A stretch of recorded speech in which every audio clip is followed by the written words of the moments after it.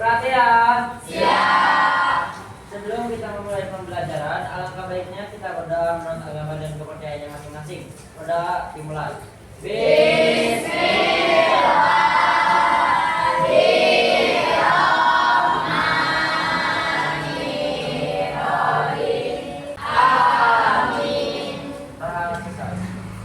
Hari ini siapa yang mau masuk? Adik semua. Adik semua? Sudah siap belajar hari ini? Sudah. Gimana kabarnya, sehat? Sehat. Ada yang masih ingat pembelajaran di pertemuan sebelumnya tentang apa?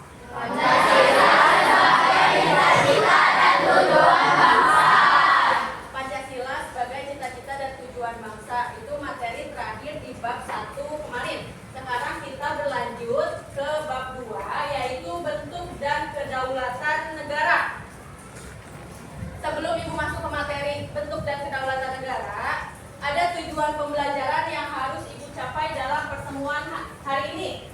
Setelah mengikuti pembelajaran, peserta didik harus mampu menjelaskan pengertian kedaulatan dengan benar. Ada yang tahu apa yang terjadi jika negara tidak memiliki kedaulatan yang jelas?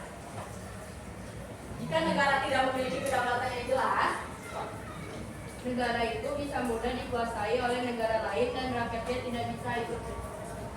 Bebas. Ada yang lain? Kamu?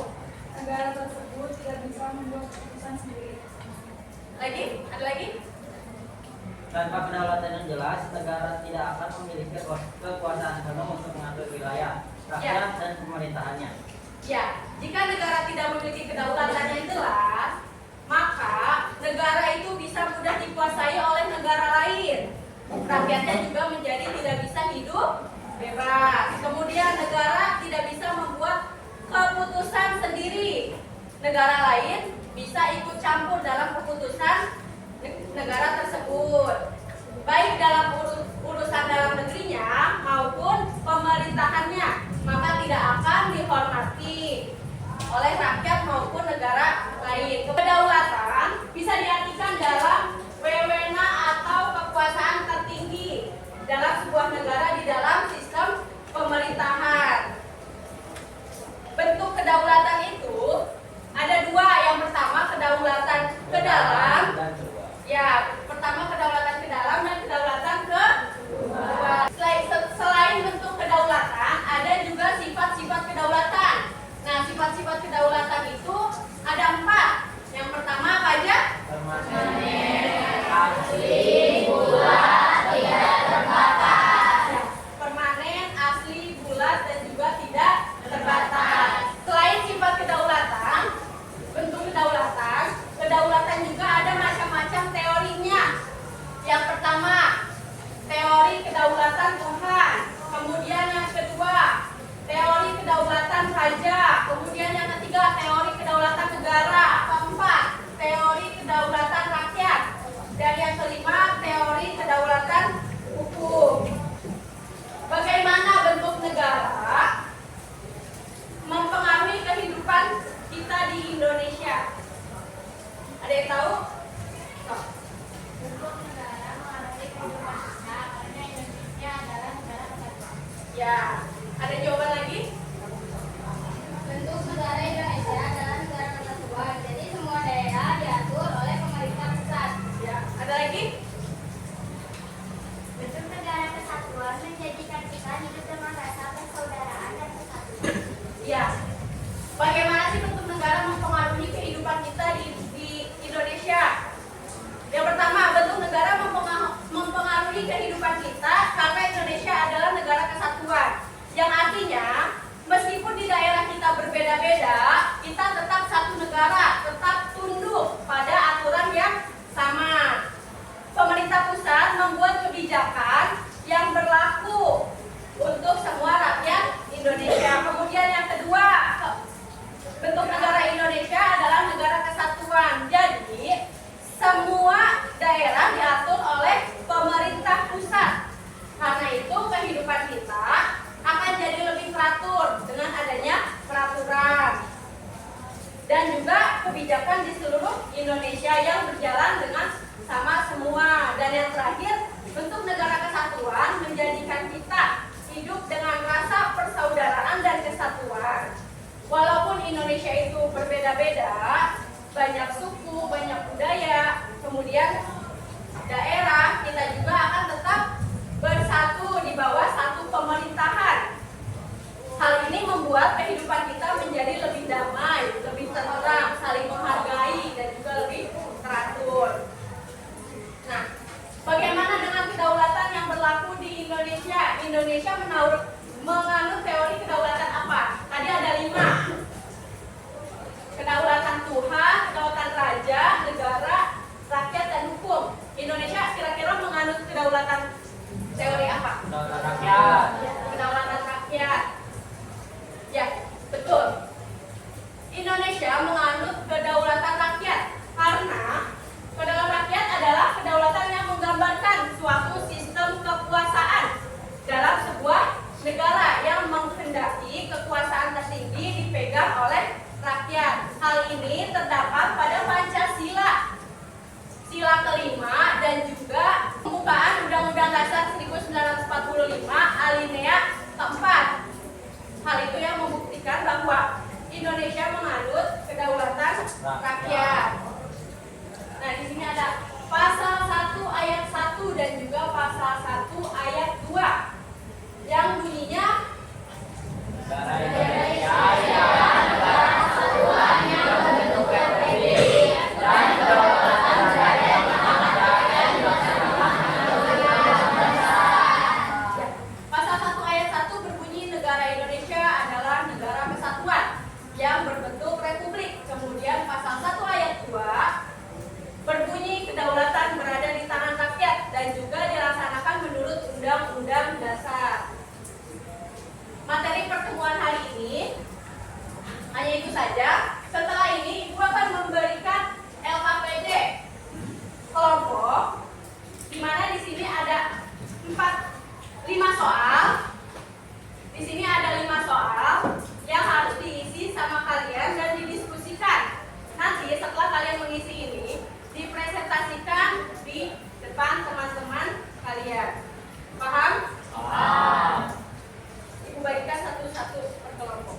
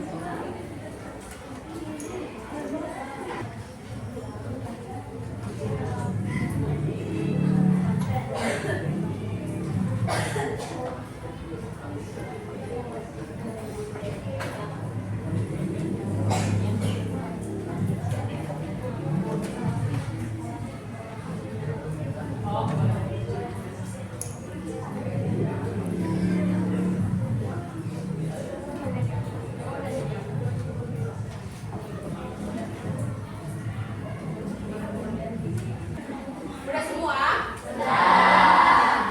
Setelah kalian berdiskusi dari soal-soal LKPD tadi, sekarang waktunya dipresentasikan hasil lembar kerja kelompok kalian. Ada yang mau mempresentasikan ke depan? Boleh. Stop. Silakan.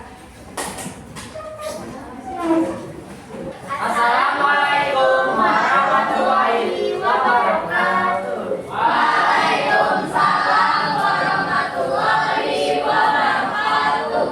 Kami dari kelompok 1 ingin mempresentasikan hasil kerja kelompok kami.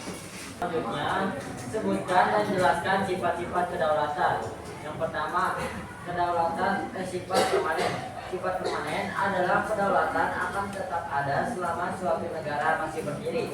Yang kedua, ada sifat asli. Murni tidak berasal dari kekuasaan yang lebih tinggi. Yang ketiga, ada sifat bulat. Satu-satunya kekuasaan tertinggi dalam suatu negara dan tidak dapat dibagi-bagi. Yang keempat ada tidak terbatas. Kekuasaan tertinggi tidak ada yang membatasi. Pertanyaan yang keempat, sebutkan teori kedaulatan minimal 3 teori, yaitu kedaulatan Tuhan, kedaulatan raja, kedaulatan negara, kedaulatan rakyat, dan kedaulatan hukum. Dan pertanyaan yang kelima, tuliskan bunyi pasal 1 ayat 1 dan pasal 1 ayat 2. Pasal 1 ayat 1 yaitu negara Indonesia ialah negara kesatuan yang berbentuk republik. Pasal 1 ayat 2 yaitu kedaulatan berada di tangan rakyat dan dilaksanakan menurut undang-undang dasar.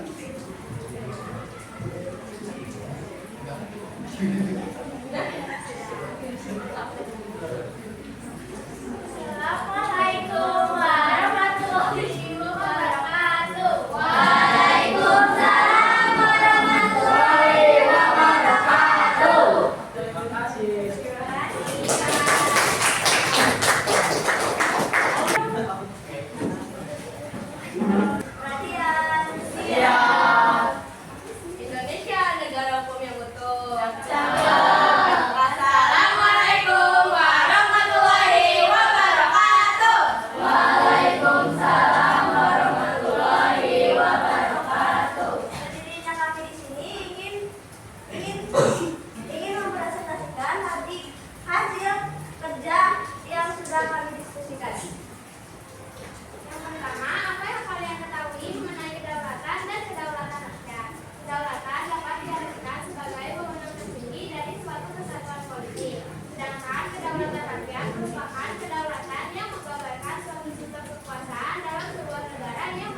Pertanyaan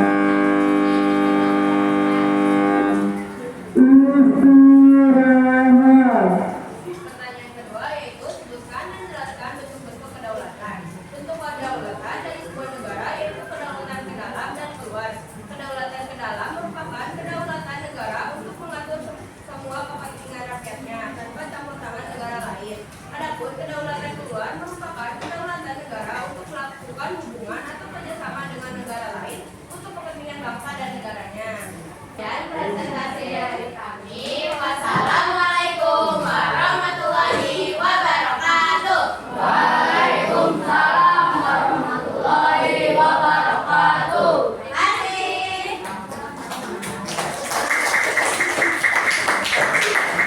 Dari materi yang tadi Ibu jelaskan satu persatu, kemudian hasil kerja kalian pada lembar kerja peserta didik dan juga presentasi. Apa kesimpulan yang kalian dapatkan dari pertemuan hari ini? Dapat diartikan sebagai golongan positif dan merupakan kedaulatan yang menggambarkan satu kesempatan dalam dua negara yang mencapai kedaulatan di negaranya. Ya, jadi paham arti kedaulatan dan juga kedaulatan rakyat. Kemudian selain itu apa kesimpulannya?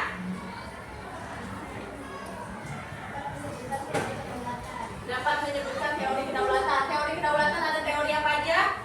Kedaulatan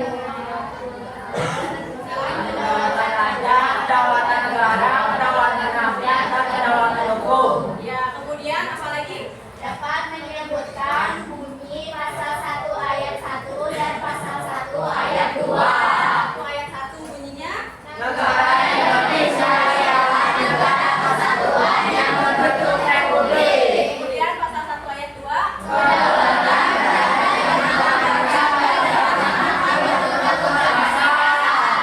bentuk kedaulatan ada berapa? Saja. Kedaulatan ke dalam dan keluar. Kedaulatan ke dalam dan juga kedaulatan ke luar. Kemudian sifat-sifatnya ada berapa? 4. Apa saja?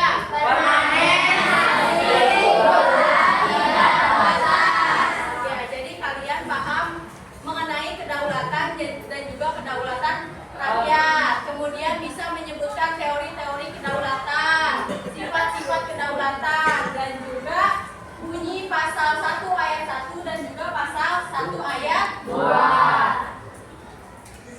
Ibu senang bisa mengajar di kelas ini karena atas partisipasi semangat kalian pada pembelajaran hari ini. Salah satunya dalam presentasi, ada yang memberikan pantun.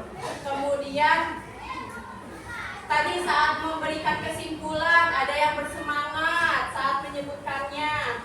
Ibu harap selama pembelajaran Ibu ke depan, kalian juga akan terus semangat pada pembelajaran PPKN ini. Pembelajaran hari ini cukup sampai sini aja. Pembelajaran hari ini cukup sampai sini saja. Sebelum kita tutup, kita berdoa terlebih dahulu. Berdoa boleh dipimpin sama ketua kelas. Perhatian. Siap. Sebelum kita mengakhiri pembelajaran, alangkah baiknya kita berdoa menurut nama dan kepercayaannya masing-masing. Udah, dipersilakan.